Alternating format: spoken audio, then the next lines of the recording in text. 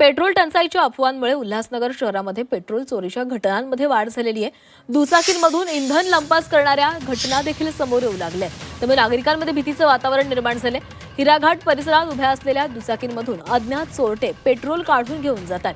काही वाहनधारकांना सकाळी गाडी सुरू करताना पेट्रोल संपल्याचं लक्षात आल्यानंतर हा सगळा प्रकार उघडकीस आलाय। या चोरीच्या घटना परिसरातील सीसीटीव्ही कॅमेऱ्यामध्ये कैद झालेल्या आहेत। या प्रकरणी पोलिसांकडून आरोपींचा शोध घेतला जातोय।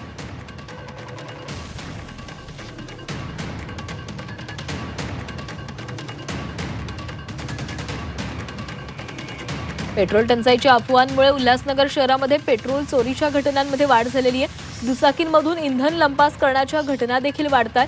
त्यामुळे नागरिकांमध्ये भीतीचं वातावरण निर्माण झाले।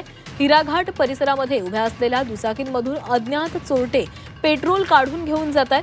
काही वाहनधारकांना सकाळी गाडी सुरू करताना पेट्रोल संपल्याचं लक्षात येतंय।